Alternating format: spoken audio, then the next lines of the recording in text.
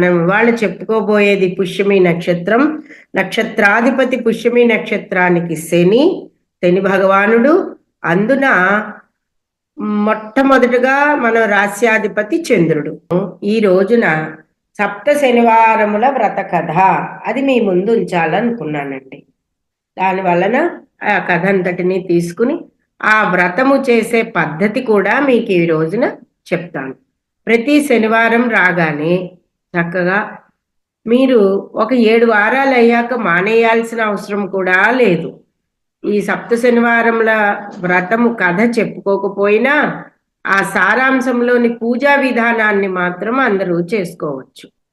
స్థిరం వజ్ర కిరీటం వదనం శశివర్ణ ప్రకాశం హాలే కస్తూరి శ్రీగంధ తిలకం కర్ణం వజ్రకుండల శోభితం నాసికా సువాసికా పుష్పదళం నయనే శశిమండల ప్రకాశం కంఠే సువర్ణ పుష్పమాలాలంకృతం హృదయే శ్రీనివాస మందిరం కరం కరుణాభయసాగరం భుజే శంఖచక్ర గదాధరం సువర్ణ యజ్ఞోపవీత భూషణం సర్వాంగే స్వర్ణ పీతాంబరధరం పాదం పరమానంద రూపం సర్వ పాప నివారితం సర్వం స్వర్ణమయం శోభితం శ్రీ వెంకటేశ శ్రీ తిరుమలేశ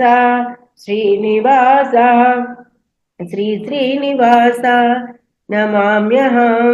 ఏడుకొండలవాడ వెంకటరమణ గోవింద గోవింద గోవింద గోవింద గోవింద గోవింద.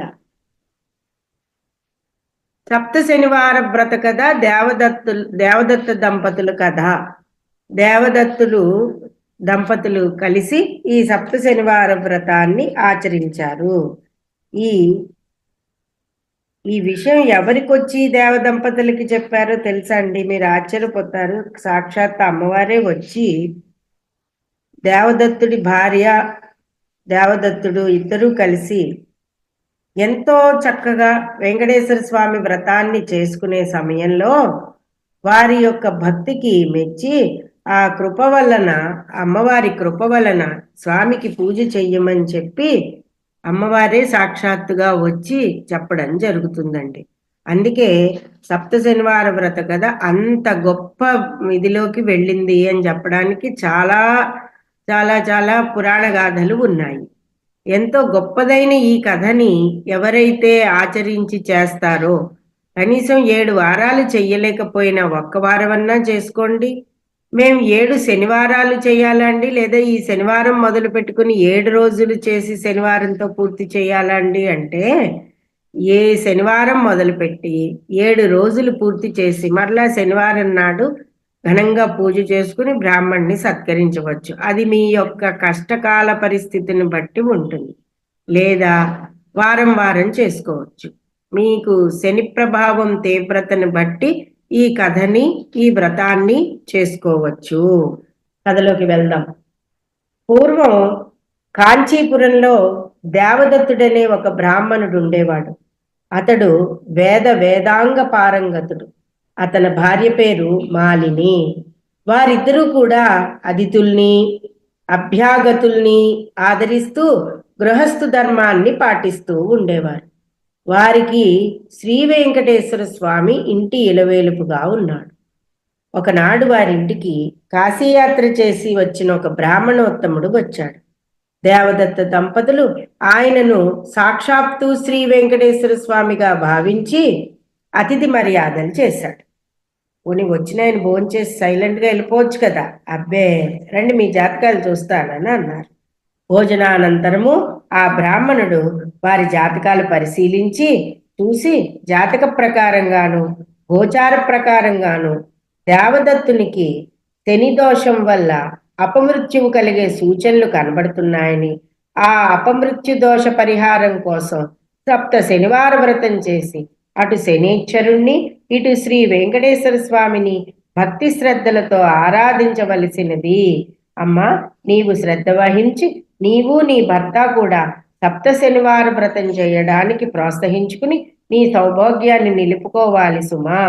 ఈ వ్రతం చేసిన వెంటనే అతనికి ఎటువంటి అపమృత్యు దోషము కలుగదు అని చెప్పి ఈ బ్రాహ్మణుడు వారికి సూచన చేసి తాను వారి దగ్గర సెలవు తీసుకుని ఈ వ్రత విధానాన్నంతా కూడా చక్కగా బోధించి వెళ్ళిపోయాడు.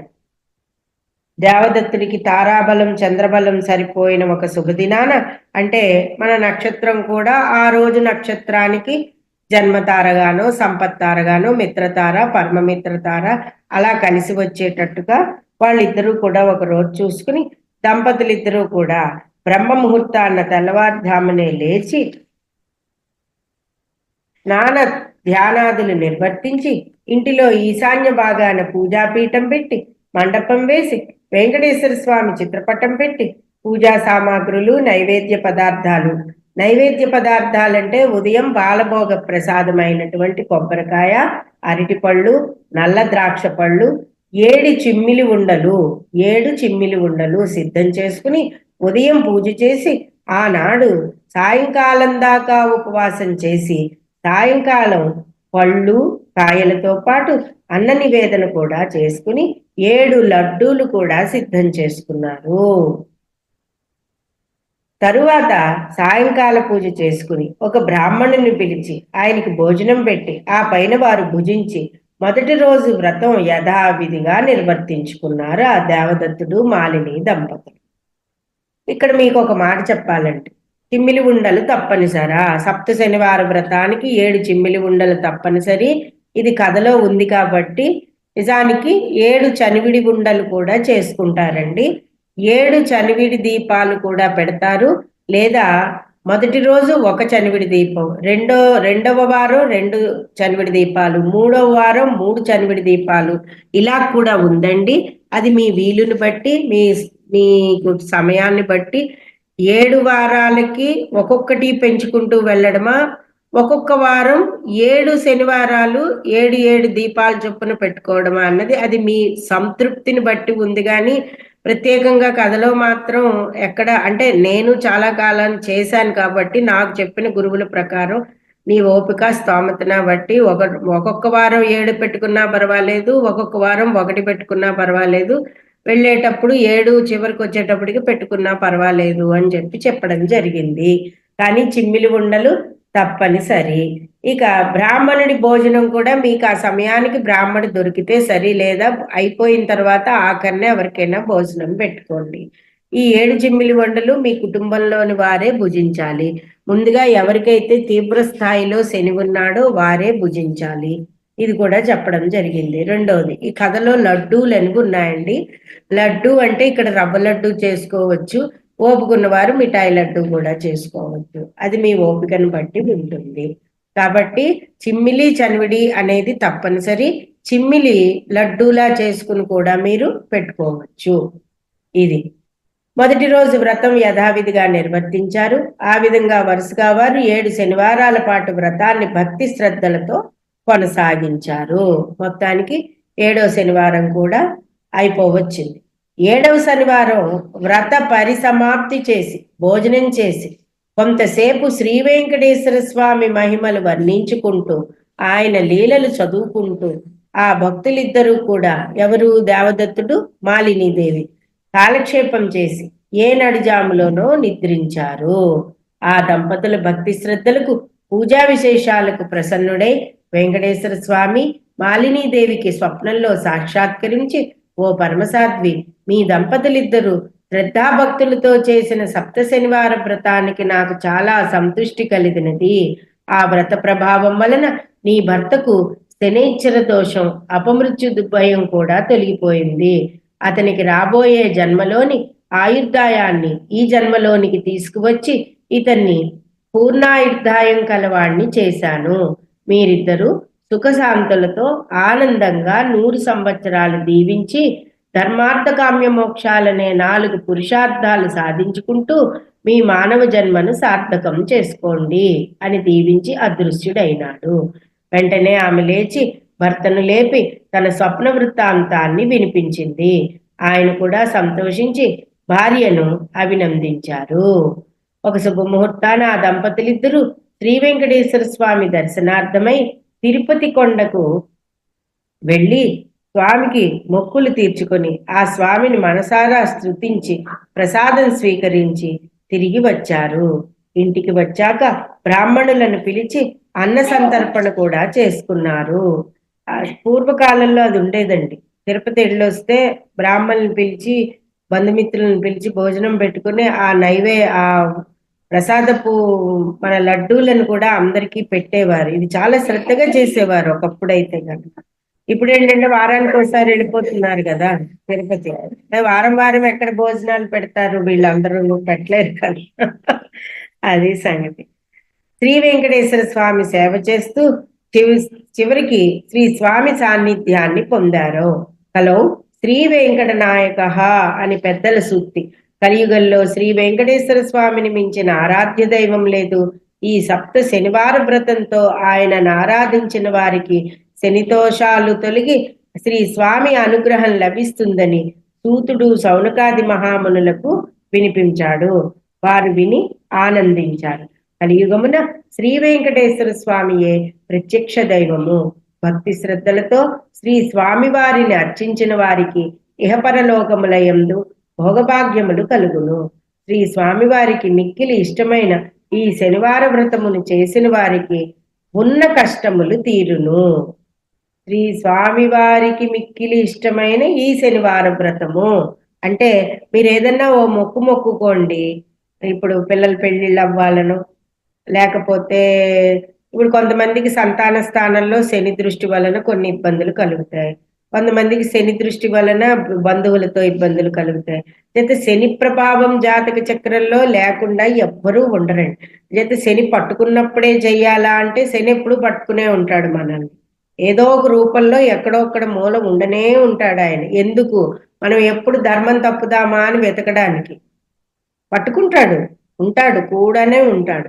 కాబట్టి ఇక్కడ ఏంటంటే శనివార వ్రతాన్ని ఈ వాక్యం ఒక్కసారి మళ్ళా వినండి. శ్రీ స్వామి వారికి మిక్కిలి ఇష్టమైన ఈ శనివార వ్రతాన్ని చేసిన వారికి ఏ కష్టముల నుంచైనా కూడా వాళ్ళకి ఇబ్బందులు తొలగిపోతాయి, గ్రహ బాధలు పోతాయి, ఇతర గ్రహ బాధలు కూడా పోతాయి.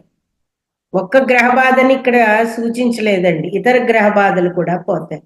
సంపదలు లభించును, భోగభాగ్యములు కలుగును, వారికి వారి కుటుంబమునకు కూడా సర్వశుభములు కలుగును. శనివార వ్రతం ఆచరించిన వారికి అసాధ్యము కానిదంటూ ఏది ఉండదు. ఈ కలియుగమున శనివార వ్రతము మానవులకు కల్పవృక్షము వంటిది. శనివార వ్రతమును చేసి స్వామివారిని అర్చించి స్తుతించి ఈ కథను చదువుకున్న వారు ధన్యులవుతారు. శ్రీ వెంకటేశ్వర స్వామి సర్వదేవతా స్వరూపుడు. ఆయనను అర్చించినచో అందరి దేవతలను అర్చించినట్లే అగును. ఆయన సంతోషించినచో సకల దేవతలు సంతోషించిన వారు అవుతారు. పూజలో వస్తు సామాగ్రి, మన సంపదలు, ఎటువంటి ఆడంబరములు కూడా ఇందులో చెప్పుకోనవసరం లేదు. వీనికన్నింటికన్నా మిక్కిలి ఘనమైనది మనలోని భక్తి, శ్రద్ధ, నమ్మకమే ఈ పూజకు ముఖ్యమైనది. ఇది అనాదిగా వస్తున్న సప్త శనివార వ్రత కథ. కావున మనం అందరమును యథాశక్తిగా శనివార వ్రతమును ఆచరించి శ్రీ వెంకటేశ్వర స్వామి వారి అనుగ్రహం నొందుట మన కర్తవ్యము, బాధ్యత. ఓం నమో భగవతే వెంకటేశాయ. ఇది ఒక కథ. రెండవ కథ ఏమిటి అంటే సాక్షాత్తు పద్మావతీదేవే అలివేలు మంగాదేవే మారు రూపంలో వచ్చి ఒక బ్రాహ్మణ పెద్దావిడ రూపంలో వచ్చి ఆ దంపతులు ఇరువురికి, ఆ కుటుంబంలోని వారికి కూడా శ్రీ వెంకటేశ్వర స్వామి సప్త శనివార వ్రతం చెయ్యమని చెప్తారు. అది ఎందుకు అంటే అనాదిగా స్వామి యొక్క భక్తులు వాళ్ళు. చెప్పాను కదా, ధర్మం ఎక్కడ తప్పుతారో అక్కడ పట్టుకుంటా అని. ధర్మం తప్పడం ఒక 2-3 విషయాల్లో జరిగేటప్పటికి 4వ విషయంలో శని వల్ల అతనికి అనారోగ్య సమస్య, వ్యాధి పీడిత సమస్య, తర్వాత ఒక రకమైన ఆత్మన్యూన్యత భావం, పిచ్చి, ఉన్మాదం లాంటివి జరుగుతాయి. కలిగేటప్పటికి ఇంకా ఆ భార్యకి ఏం చేయాలో అర్థం కాదు. ఎన్నో పూజలు చేసింది, మొక్కింది, ముడుపులు కట్టింది, స్వామిని ఆరాధించుకుంటూనే ఉంది. ఈ లోపుగా ఇంకా ఓ రోజున ఇంక ఇతన్ని కూడా తీసుకుని, పిల్లల్ని కూడా తీసుకుని చనిపోదాము అని అనుకునే లోపు అమ్మా ఇంక నువ్వు తప్ప నాకెవరున్నారు, స్వామికి చెప్పి నా కష్టాన్ని గట్టెక్కించమ్మా అని అనుకునేటప్పటికి అప్పుడు అమ్మవారే వచ్చి నీ భర్త చేత నువ్వు కూర్చుని ఎలాగో అలాగా స్వామి యొక్క వ్రతం చేయించి కొండకొచ్చి తలనీలాలు ఇయ్యండి, తప్పకుండా స్వామి యొక్క అనుగ్రహం కలుగుతుంది, శని బాధలు తొలగిపోతాయి, ఇతరత్రా గ్రహ బాధలు ప్రయోగ బాధలన్నీ కూడా తొలగిపోతాయి, ఈ వ్యాధిలోంచి బయటకు వస్తాడు అని చెప్పగానే ఆ అమ్మాయి నందాదీపాన్ని వెలిగించుకుని 7 శనివారాలు అయ్యేంత వరకు కూడా దీక్షతో, అంటే 7 49 రోజులు మండల దీక్ష చేపట్టుకుని ఆ అమ్మాయి ఈ 49 రోజులు కూడా పూర్తిగా స్వామి యొక్క అనుగ్రహానికై ఆ అమ్మాయి మడి శుచి ఆరాధిస్తూ స్వామిని ఆరాధిస్తూ నియమాలు పాటిస్తూ భర్తకి ప్రసాదాన్ని అన్నింటినీ ఇస్తూ ఉంటే కొద్ది కొద్దిగా అతనిలో మార్పు రావడం కనబడుతుంది. అలా అయిన తరువాత ఒకసారి రానే వచ్చాడు. అటు శని వచ్చాడు, ఇటు యములాడు వచ్చాడు, అటేమో రాక్షసులు వచ్చారు, వచ్చి కూర్చున్నారు. ఇంకా ఆఖరు వారం అన్నమాట ఆ అమ్మాయి కష్టపడి చేసుకుంటున్నప్పుడు. రాగానే ఇంకా మొత్తం పూర్తిగా అమ్మాయి స్వామినే తలుచుకుంటూ దైవ ధ్యానంలోకి వెళ్ళిపోయి ఇంక నువ్వే ఉన్నావు, నిన్ను నమ్మే నేను ఈ వ్రతం చేశాను, నువ్వే చూసుకో అనగానే వారందరినీ తరిమి కొట్టి భక్తుడిని రక్షించి దర్శనమిస్తాడు. ఇది ఒక కథ కూడా ఉంది. ఇందులో సప్త శనివార వ్రత కథల్లో 3 కథలు ఒక పుస్తకంలోనే, 5 కథలు ఉన్నాయి, ఒక్క కథ కూడా ఉందండి. మీ ఓపిక. కానీ ఈ దేవదత్తుడు మాలిని కథ అనేది అత్యంత ప్రాచుర్యంలో 50 సంవత్సరాలుగా ఉన్న కథ అండి.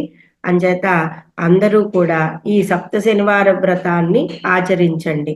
దానితో పాటుగా ఈరోజు మొట్టమొదటగా సప్త శనివార వ్రతం చేసే విధానం ఏమిటంటే, మొట్టమొదటగా స్వామి పూజకి కావలసిన మొత్తం సామాన్లన్నింటినీ మీరు మొట్టమొదటి దగ్గర పెట్టుకోండి.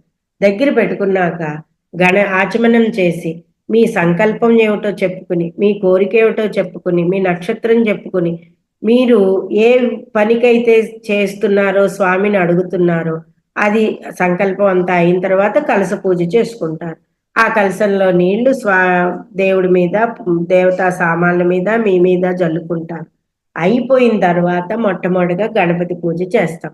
గణపతి పూజ అయిన తరువాత మొట్టమొదటిగా ఎవరికి చేస్తామండి? శనికి పూజ చేస్తామండి. ఒక స్టీలు కుంది తీసుకోండి, లేదా ఒక మట్టి ప్రమిద తీసుకోండి, తీసుకుని అందులో ఒక జ్యోతి వేసి ఆ జ్యోతి స్వరూపంలోనే శని భగవానుణ్ణి మీరు ఒక పక్కకి పెట్టేయాలి. ఆరాధించుకుని అందులో నల్లబొత్తి వేయాలా ఎర్రబొత్తి వేయాలా అని అడగండి. నార్మల్గా నువ్వులు పోసి తెల్లబొత్తులే వేసుకోండి. ఈ నల్లబొత్తి వేసి వెలిగించడం, ఎర్రబొత్తులు వేసి వెలిగించడం అనేది అన్ని సందర్భాల్లోనూ లేదండి. ఇవి ఎందుకు వచ్చాయో, ఎర్రబొత్తి, ఆకుపచ్చ ఒత్తి, తెల్లబొత్తి, పసుపు ఒత్తి వేసినవి అయితే నా చిన్నతనంలో కూడా చూశాను. వాటికైతే చెప్పగలను, కానీ నల్లబొత్తి వేసి వెలిగించిన అవసరం లేదండి. ఏ దేవతారాధనలో అయినా సరే మీరు గుర్తుపెట్టుకోండి, జ్యోతి స్వరూపంలో కాలభైరవుణ్ణి గాని, కాలభైరవాష్టం వస్తుంది, కాలభైరవుణ్ణి గాని, లేకపోతే కార్త వీర్యార్జునుణ్ణి గాని, లేకపోతే శ్రీ మహాలక్ష్మీదేవిని, ఇప్పుడు మనం ఏం చేస్తున్నాం, మహాలక్ష్మిని జ్యోతి స్వరూపంలో 2 పూటలా కొలుచుకుని దీపాలు పెట్టుకుని నమస్కారం చేసుకుంటున్నాం. జ్యోతి స్వరూపంలో గనక ఏ దేవతారాధన చేసినా అక్కడ స్వయంగా భగవానుడు వచ్చి అనుగ్రహంతో మనల్ని ఆశీర్వదిస్తాడు.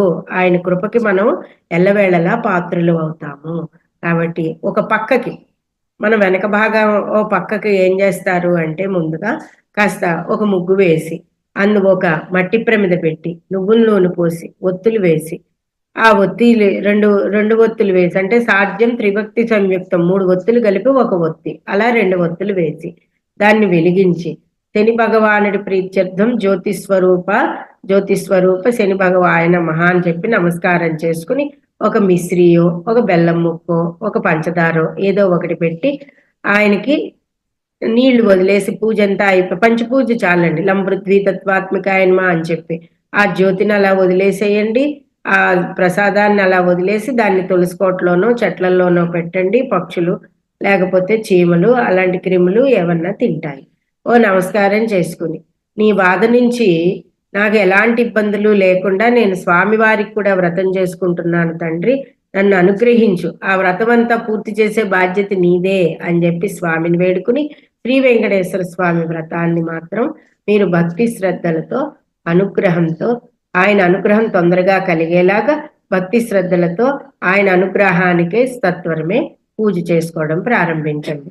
మొట్టమొదటిగా ఓపుకున్న వారు షోడశోపచార పూజ అంతా చేసుకోండి. నామాలు ఉన్నవారు అభిషేకం చేసుకోండి. వెంకటేశ్వర స్వామి ప్రతిమ ఉన్నవారు అభిషేకం చేసుకోండి. లేనివారు అదిగో చెప్పాను కదా, పటం దగ్గర పుష్పాలు పెట్టుకోండి. అది లేనివారు ఎవరైనా ఉంటే గనుక గంధం పొడిని ఒక పళ్ళెల్లో వేసుకుని అది రోజు బొట్టుగా ధరించండి అని కూడా మీకు నేను మొన్న కూడా చెప్పడం జరిగింది. ఓం శ్రీం వేం శ్రీం శ్రీ వెంకటేశాయ నమః, నమో వెంకటేశాయ నమః అని చెప్పి చక్కగా పూజ అంతా చేసుకోండి. చేసుకున్న తర్వాత 7 చిమ్మిలి ఉండలు, 7 చిమ్మిలి ఉండలు, అరటిపళ్ళు, కొబ్బరికాయ, పూర్ణ ఫలాలు కాబట్టి ఈ 2. ఇంకా మీకు ఏం తోస్తే అది. కొంతమంది నల్ల ద్రాక్ష పళ్ళు ఇవి అవి నలుపు రంగు ఇవన్నీ ఆయన శని కదా అని ఆయనకి పెడతారు. శని ఆయన నలుపు గాని ఈవిడ కాదు కదా, వెంకటేశ్వర స్వామి కాదు కదా, అలా పెట్టాల్సిన పిచ్చి అవసరాలు పిచ్చి భక్తులు పెట్టుకోకండి. మన పూర్వ పద్ధతుల్లోనే వెంకటేశ్వర స్వామిని పూజించండి. ఇలా అయిన తర్వాత మీరందరూ కూడా ఇంకా కథ చేసుకోండి. కథ చెప్పుకున్న తర్వాత ఇక్కడే సరిగ్గా వినండి. జ్యోతి స్వరూపంలో శ్రీ వెంకటేశ్వర స్వామిని పూజ ప్రారంభంలోనే ఒక పెద్ద జ్యోతిని వెలిగించుకోండి. పూజ అంతా అయ్యేంత వరకు ఆ జ్యోతి వెలగాలి. వెలిగించుకోండి. వెలిగించుకుని జ్యోతి స్వరూప శ్రీ వెంకటేశ్వర స్వామి అలివేలంగా పద్మావతి సమేతని పూజ చేసుకోండి. ఒకవేళ అంతసేపు వెలగదు అనుకునేవారైతే గనక ఒక్కొక్క జ్యోతి వెలిగించి ఆయనకి దీపారాధన చూపించి ఆ జ్యోతికి కూడా నమస్కారం చేసుకోండి. ఇది 2వ పద్ధతి. కానీ జ్యోతి స్వరూపంలో వెంకటేశ్వరుని పూజించడమే అనాదిగా వస్తున్నది కాబట్టి వెంకటేశ్వర స్వామిని ఈ విధంగా అర్చన చేసుకోవడం అనేది మంచిది. అంతే. తెల్లవారుజామున పెందరాళ్ళే పొద్దున్నే చేసుకోవాలండి. విష్ణువుని లక్ష్మిని సాయంత్రం శివపార్వతులను పూజించాలి. ఇది ఒక పద్ధతి. ఇక 2వ పద్ధతిలో ఏంటంటే శని ప్రదోష పూజ. శనివారం నాడు సంధ్యా సమయంలో శని బాధ నివారణకి రుద్రాభిషేకం నిర్వహించుకోవాలి. ఎప్పుడు కూడా మందవాసరం శనివాసరం అని మన సంకల్పంలో చెప్పుకోకూడదండి. స్థిరవాసరే శుభ నక్షత్రే శుభయోగే అని చెప్పాలి. అంటే మీరు లక్ష్మీదేవిని వెంకటేశ్వర స్వామిని పూజిస్తుంటే మన ఇంట్లో దైవం స్థిరవాసమై ఉంటారు. స్థిర నివాస సిద్ధ్యర్థం స్థిరవాసరే శ్రీ మహాలక్ష్మి వెంకటేశ్వర స్వామి మమ గృహే స్థిర నివాస సిద్ధ్యర్థం అని చెప్పుకోవాలి.